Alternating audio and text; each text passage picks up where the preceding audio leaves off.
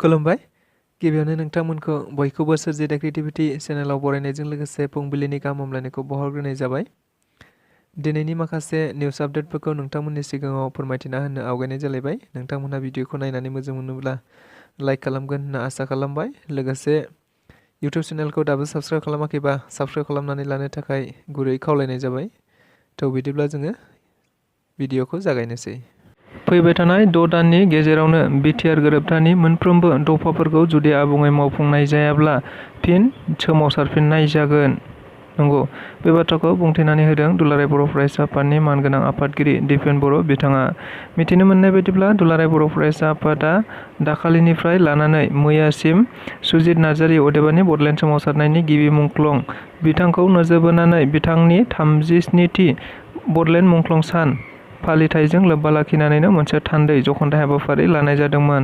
जे थान्दै जख'न्थाइ हाबाफारियाव गुबैयै आगुनि दुलाराय बर' फरायसा आफादनि गोबां दैदेनगिरि आरो गासैबो रायजो राजाफोरखौ लानानै मोनसे सावरायलायनाय जादोंमोन। जेराव बे सावरायलायनायनि गेजेरजों बर' माहारिनि गासैबो थासारिफोरखौ बे सावरायलायनायाव सावरायनाय जादों होनना मिथिनो मोननाय जादों।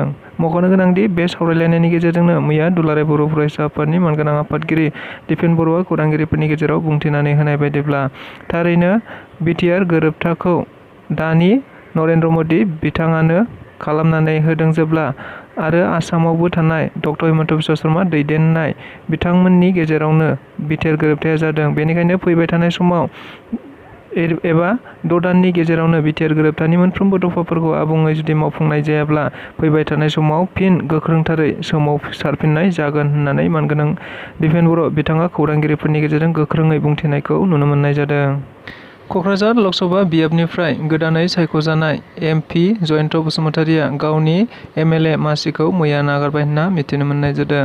मख'नो गोनांदि 10 बोसोरनि उनाव क'क्राझार लकसभा बियाबाव सासे बर' MP गोदानै सायख'जानायखौ जों बयबो खौरांगिरिफोरनि गेजेरजों मिथिनो मोनदों। थिग बेबायदिनो जयन्त बसुमतारि बिथाङाबो UPPL अदेबानि NDA नि बिजाथि हिसाबै क'क्राझार लकसभा बियाबनिफ्राय बिजाथि गेलेनायखौ जों बयबो नुनो मोननाय जादोंमोन। नाथाय बिथाङा थारैनो 10 बोसोरनि उनाव बर'नि सासे MP खौ मोनफिननो हानायखौ जों बयबो नुदों। मख'नो गोनांदि जयन्त बसुमतारिया थारैनो MP जानायनि सिगांनो बिथाङा सिडली चिरां एसेमब्लिनि सासे MLA महरै खामानि मावगासिनो दङमोन।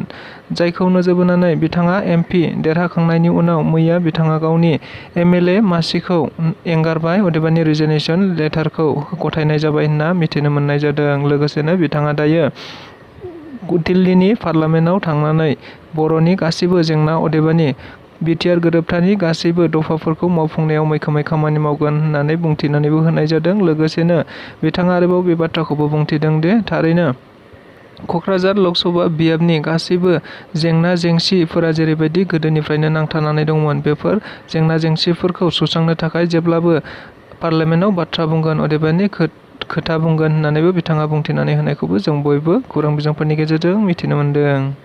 UPPL राजखान्थि दोलोआव फिन BPF राजखान्थि दोलोनिफ्राय माखासे दैदेनगिरिफोरा जयनिं जाबावदों होनना मैया खौरांगिरिनि गेजेरजों मिथिनो मोननाय जादों। सानै जयनिं जानाय BPFनि दैदेनगिरि बिथांमोनहा फारियै सेन्ट्रेल राभा सेलनि अर्गानाइजिं सेक्रेटारि रुबुल राभा आरो कक्लाबारि BPFनि लाइमोन आफादगिरि सोगोमसार बर' बिथांमोनहा मैया प्रमद बर' बिथांनि नुजाथिनायाव जयनिं जादों होनना मिथिनो मोनदों। मख'नो गोनांदि UPPL राजखान्थि दोलोआ देग्लाय 2024 मायथाइयाव लकसभा MP बिसायख'थिखौ क'क्राझार लकसभा बियाबनिफ्राय 10 बोसोरनि उनाव देरहानो हादों। जायखौ नोजोर बोनानैनो गुबुन गुबुन राजखान्थि दोलोफोरनि दैदेनगिरि आरो सोद्रोमा बेनि अनगायैबो गुबुनथार सोद्रोमा बिथांमोनहा थारैनो UPPL राजखान्थि दोलोआव बिसायख'थिनि सिगां आरो उनावबो गोबांथार बेबायदिनो जयनिं जाबाय थानायखौ जोङो खौरां बिजोंफोरनि गेजेरजों मिथिनो मोनबाय थानाय जादों। थिग बेबायदिनो मैयाबो आरोबाव BPFनि सानै दैदेनगिरिफ्रा जयनिं जादों होनना खौरां बिजोंनि गेजेरजों मिथिनो मोनदों। जेराव बे सानै जयनिं जानाय दैदेनगिरिफोरा फारियै सेन्ट्रेल BPF राभा सेलनि अर्गानाइजिं सेक्रेटारि रुबुल राभा आरो कक्लाबारि लाइमोन BPFनि आफादगिरि सोगोमसार बर' बिथांमोनहा फारियै UPPL राजखान्थि दोलोआव जयनिं जादों होनना मिथिनो मोनदों। लोगोसे बिथांमोनहा बुंथिनानै होनाय बायदिब्ला थारैनो BPF राजखान्थि दोलोखौ गाज्रि मोननानैनो दायो UPPL राजखान्थि दोलोआव जयनिं जादों होनना बिथांमोनहा बुंथिदों। बेनि अनगायैबो फैबाय थानाय समाव जोङो जोंनि जयनिं जानायनि जाहोनखौ उनाव फोरमायथिनानै होगोन होननानैबो बुंथिदों आरो बेनि अनगायैबो बिथांमोना बुंथिबावनाय बायदिब्ला थारैनो बिपि राजखान्थि दोलोनिफ्राय लोगोफोरा गोबां फैनो गोनां दंबावो, बेनिखायनो फैबाय थानाय समाव थारैनो बिसोरखौबो इउपिपिएल राजखान्थि दोलोआव जयनिं जाहोगोन होननानैबो बिथांमोना खौरां बिजोंफोरनि गेजेरजों बुंथिनानै होदों। क'क्राझाराव थानाय RNB सिभिल हस्पिटालखौ लानानै दायो गोबांथार धर्ना हाबाफारि लाबाय थानायखौ जों बयबो खौरां बिजोंफोरनि गेजेरजों नुनो मोनबाय थानाय जादों। थिग बेबायदिनो क'क्राझार RNB सिभिल हस्पिटालखौ क'क्राझारावनो थानाय मेडिकेल कलेजाव लांजोब्बाय, अदेबानि लांनाय जासिगोन होननानै गोबाङानो धर्ना होबाय थादों, जायखौ क'क्राझार मेडिकेल कलेजाव लाङागारानो सिभिल हस्पिटालखौ जेरै दं एरैनो लाखिनांगौखौ नोजोर बोनानै, जेराव गोबांथार राजखान्थि दैदेनगिरिफोराबो बे हाबाफारियाव बाहागो लाफानायखौबो खौरां बिजोंफोरनि गेजेरजों नुनो मोनबाय थानाय जादोंमोन। नंगौ, बेखौ लानानैनो मैया आसाम एसेम्ब्लिनि बुंथिगिरि बिस्वजित दैमारि बिथाङा गिबि खेबनि थाखाय खुगा बेखेवदों होनना मिथिनो मोननाय जादों, जेराव बिथाङा बुंथिनानै होनाय बायदिब्ला थारैनो मेडिकेल कलेज जानोब्ला मेडिकेल काउन्सिलनिफ्राय मोनसे गनायथि मोननांगौ, अदेबानि माखासे क्राइटेरिया थायो, जेराव गंसे मेडिकेल कलेज जानो थाखाय खमावबो 400 निफ्राय 450सो बेमारिफोरा सानफ्रामबो बे मेडिकेल कलेजाव फैनांगोन, नङाब्ला बेखौ मेडिकेल कलेज हिसाबै गनायनांगौआ गोब्राब जायो। अदेबानि बेनि फरायसुला फरायसुलिफोरा थारैनो मोजां पेसेन्ट नायनो मोनाखै, मोजां डाक्टार जानो हाया होननानै मोनसे गनायथि लानाय दङ, जायखौ नोजोर बोनानैनो क'क्राझार RNB सिभिल हस्पिटालनिफ्राय माखासे मानि बेबायदि पेसेन्टफोरखौ क'क्राझार मेडिकेल कलेजाव थांनांगौखौ नोजोर बोनानै रायजो राजाफोरखौ थांनो थाखाय खावलायनाय जायो। नाथाय गोबांथार रायजो राजाफोरानो मेडिकेल कलेजाव थांनो नागिरा, बेनिखायनो क'क्राझार सिभिल हस्पिटालनि गोबांथार रायजो राजाफोरखौ मेडिकेल कलेजसिम थांनो थाखायबो बिथाङा खावलायहरदों। लोगोसेनो बेखौ लानानै माखासे सोद्रोमा अदेबानि सुबुंफोरनि गेजेराव मोनसे गोनो गोथो साननायफोरा अदेबानि बेले बेजेफ्रा दङ, बेनिखायनो बेखौ जुदि मोननैबो पार्टी अदेबानि गुबुन गुबुन सुबुंफोरनि गेजेराव दैदेनगिरि बिथांमोनजों ज' लानानै सावरायलायोबानो बियो जाफुंगोन, अदेबानि रोखा जागोन होननानैबो बिथाङा बुंथिदों। BTR गोरोबथानि गासैबो दफाफोरखौ गोदानै सरकार दानायावनो 6 दाननि गेजेरावनो मावफुंजोबनांगौनि थाखाय आङो पार्लियामेन्टआव बाथ्रा बुंगोन आरो बेखौनो मावफुंजानो थाखाय आङो जेब्लाबो खावलायबाय थागोन। नंगौ, बे बाथ्राखौ बुंथिनानै होदों दाखालि बावैसो क'क्राझार लकसभा बियाबनिफ्राय NDAनि बिजाथि महरै MP सायख'जानाय जयन्त बसुमतारी बिथाङा। मिथिनो मोननाय बायदिब्ला जयन्त बसुमतारी बिथाङा गुबैयै BTR गोरोबथानि दफाफोरखौ नोजोर बोनानैनो पार्लियामेन्टआव बाथ्रा बुंगोन होननानैबो बुंथिदों। लोगोसे बिथाङा बे बाथ्राखौ गुबैयै मैया दुलाराय बर' फरायसा आफादनि रायमनायाव खुंजानाय सुजित नार्जारिनि अदेबानि बड'लेण्ड सोमावसारनायनि गिबि मुंख्लं सान फालिनाय हाबाफारियाव बाहागो लानानै खौरांगिरिफोरनि सिगाङाव बेफोर बाथ्राखौनो बुंथिनानै होदों। आसामनि गिबि मन्थ्रि डक्टर हिमन्त बिश्व शर्मा बिथांनि मोनसे खौरांगिरि मेल लानायखौ मैया नुनो मोननाय जादों।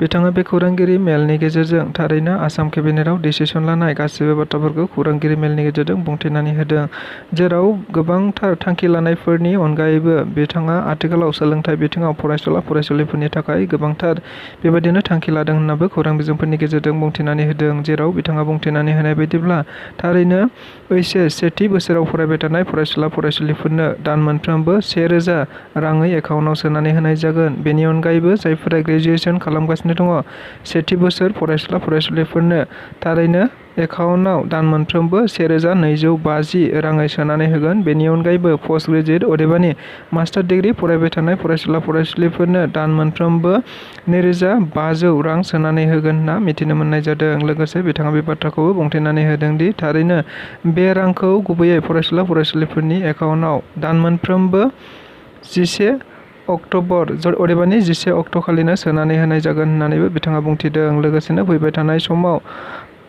मोननो गोनां रांखौ फरायसुला फरायसुलिफोरा 11 अक्ट'बरनिफ्रायनो मोनगोन होननानैबो बुंथिनानै होबावदों।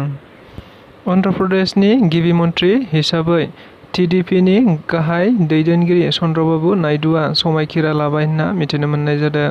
मख'नो गोनांदि TDPनि गाहाय चन्द्रबाबु नायडुआ दाखालि बावैसो भारत सरकार अदेबानि NDA एलायन्सआवबो मोनसे बाहागो हिसाबै बिथांमोनहा गोख्रोंथार बाहागो लानायखौ नुनो मोननाय जादोंमोन। थिग बेबायदिनो चन्द्रबाबु नायडुआबो NDPनि दैदेनगिरि अदेबानि आफादगिरि हिसाबै बिथाङा मैया थारैनो अन्ध्र प्रदेशनि गिबि मन्थ्रि हिसाबै गिबि खेबनि थाखाय समायखिरा लानाय जायो होनना मिथिनो मोननाय जादों।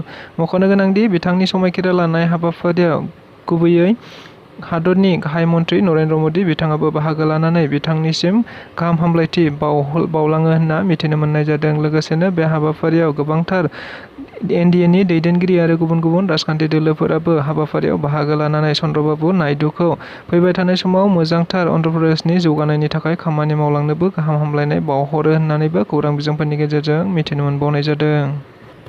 सिखाव खावदों। आथिखालाव मोसौ सिखावफोरा बिलाथि गारि अदेबानि गोदान मुगानि गारिफोरजोंसो सिखाव खावनायखौ नुनो मोनबाय थानाय जादों। थिग बेबायदिनो मैयाबो आरोबाव मोनसे गोदान मुगानि सिखाव ओंखारनायखौ नुनो मोननाय जादों। जेराव मिथिनो मोननाय बायदिब्ला क'क्राझार जिल्लानि सिङावनो थानाय सालाकाटि पुलिस थानानि सिङाव सिदामारि गामियाव मैया मोनाबिलि समाव मोसौ खावनो होननानै माखासे सिखावफोरा फैदोंमोन होनना मिथिनो मोननाय जादों। जेराव गंसे अल्ट' गारिजों सिखावफोरा खावनो फैदोंमोन होननानैबो खौरां बिजोंनि गेजेरजों मिथिनो मोननाय जादोंमोन। नाथाय बे जाथायखौ मिथिनो मोननानै ओनसोलनि आरो गामिनि माखासे मानसिफोरा थारैनो होसोनानै सिखावआ गारिखौ गारनानै खारनाङो होनना मिथिनो मोननाय जादों। लोगोसेनो बे गारनानै खारनाय गारिनि नाम्बारखौ जेरै AS268803 नाम्बारनि बे एल्ट' गारिखौ मोननो हानाय जायो होनना मिथिदों। लोगोसेनो रायजो राजाफोरा गारिखौ बुख्रुब सुख्रुब खालामदों होननानैबो खौरां बिजोंफोरनि गेजेरजों बुंथिनानै होनायखौबो नुनो मोननाय जादों।